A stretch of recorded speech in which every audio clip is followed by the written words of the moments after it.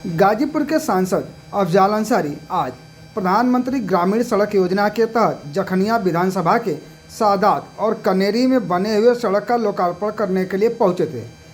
इस दौरान उन्होंने सड़कों का लोकार्पण किए और इस अवसर पर समाजवादी पार्टी के कार्यकर्ता मौजूद रहे।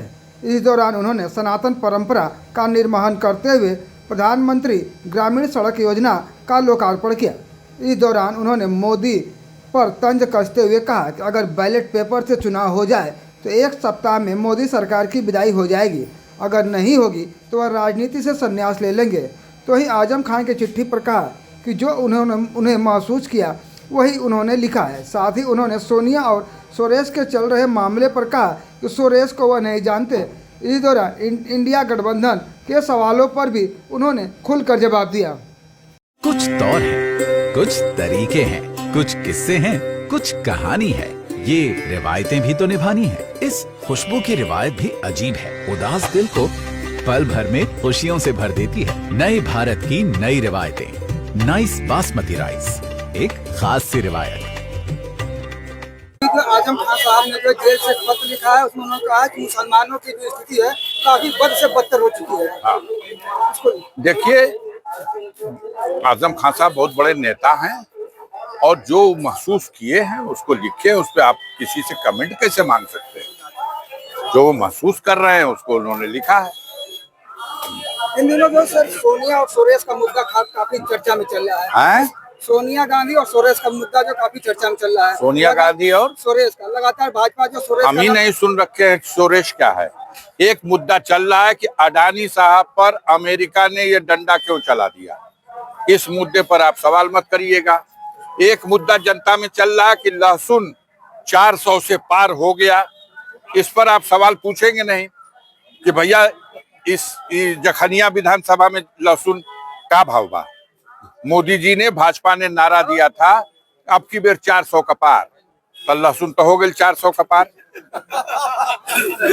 इस सवाल पे बात करिए, बेरोजगार नौजवानों के सवाल पे बात कीजिए। एक बार तय हो रहा है, एक ही दिन 2 परीक्षा आमंत्रित कर दी गई। अभी इतना बड़ा आंदोलन हुआ, एक ही दिन 2 परीक्षाएं आमंत्रित की गई हैं और जो परीक्षार्थी दोनों परीक्षाओं में भाग लेना चाहता है या तैयारी है उसकी, तो इससे वंचित रह जाएगा।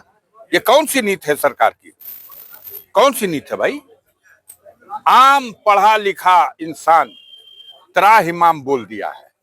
हाँ, अनपढ़ लोग, गंवार लोग, सीधे सपाट लोग, उनको ये जनता मूर्ख बनाने के लिए ये घड़ी खतरा में बा, धर्म खतरा में आ गई बा।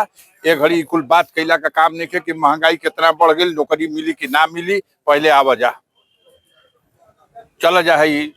खोदो अभियान चलल बा, भारत खोदो अभियान फरुआ लेकर के, तो ये देश को ठगने का प्रयास किया जा रहा। आम जनता बिल्कुल त्रस्त है, कानून व्यवस्था की स्थिति बद से बदतर है। आए दिन बलात्कार की घटनाएं, अभी गाजीपुर में हुआ है, नुनारा थाना क्षेत्र के अंतर्गत हुआ है, नाबालिग लड़की के साथ बलात्कार हुआ है। कोनो फर्क नहीं पड़ता है, जार पोछ के चिकना। गाजीपुर में अर्बन कोऑपरेटिव बैंक दिवालिया हो गया, खबर है। हजारों सैकड़ों करोड़ रुपया खाली मोहम्मदाबाद क्षेत्र का शाखा से सैकड़ों करोड़ रुपया लूट गया, पूरे जिले में लूट गया। और कौन है उसका गॉडफादर, कौन है गॉडफादर? कोऑपरेटिव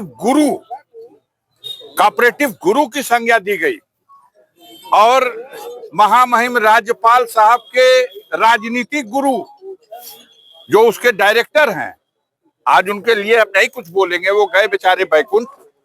लेकिन ये बैंक का घोटाला आज तक एफआईआर होने के बाद भी न कोई गिरफ्तारी, न कोई कुर्की, न कोई नीलामी। 12 करोड़ रुपया के लिए मोहम्मदाबाद के लोगों का, पूरे जनपद से लेके 45 करोड़ रुपया लूटा गया है।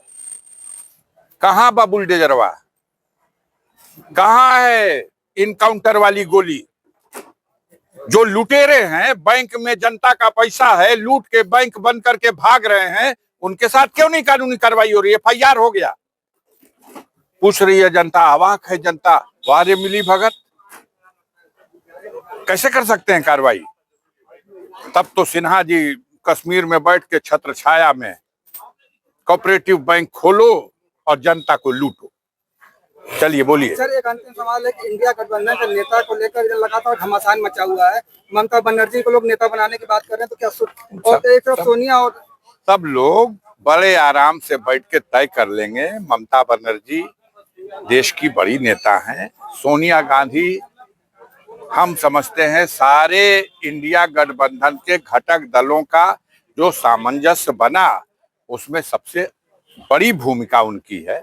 ये सब गंभीर लोग हैं और देश पे जो संकट की स्थिति है इसको अध्ययन करते हुए छोटे मोटे किसी तरह से मतभेद हैं, मन भेद नहीं है, इनको दरकिनार करके और एक मजबूत इंडिया गठबंधन जैसे मजबूती के साथ लड़ा। देखो हम बता दें, आप मानेंगे नहीं और आपके मालिक भी नहीं मानेंगे, जबरदस्त बेईमानी किया है चुनाव आयोग ने, जबरदस्त बेईमानी किया है चुनाव आयोग ने।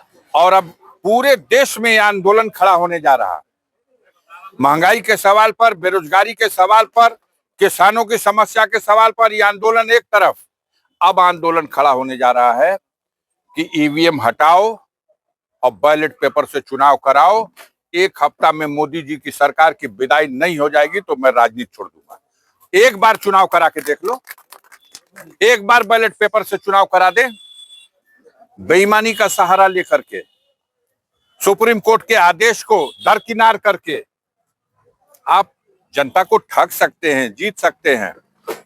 जितना टैक्स का बोझ बढ़ा दिया आपने, दुनिया में कोई सरकार है ऐसे जितना टैक्स भारत में वसूला जा रहा है। हमारी एलिगेंट अप्लायंसेस की एक बहुत ही ऐतिहासिक विवाह आपका इंतजाम हमारा, जिसके तहत हम 1 लाख, 1.5 लाख, 2 लाख, 2.5 लाख, 3 लाख के पूरे मैरिज पैकेज में bed, dressing, sofa, centre table, अलमारी, गद्दा, तकिया, bedsheet, dining, TV, fridge, washing machine, cooler, AC इत्यादि के पूरे पैकेज देते हैं और साथ में उस पर शानदार स्कीम देते हैं। तो आप एक बार जो भी विजिट करेगा एलिगेंट अप्लायंसेस पर, यह वन स्टॉप सोल्यूशन है। तभी हम कहते हैं विवाह आपका, इंतजाम हमारा।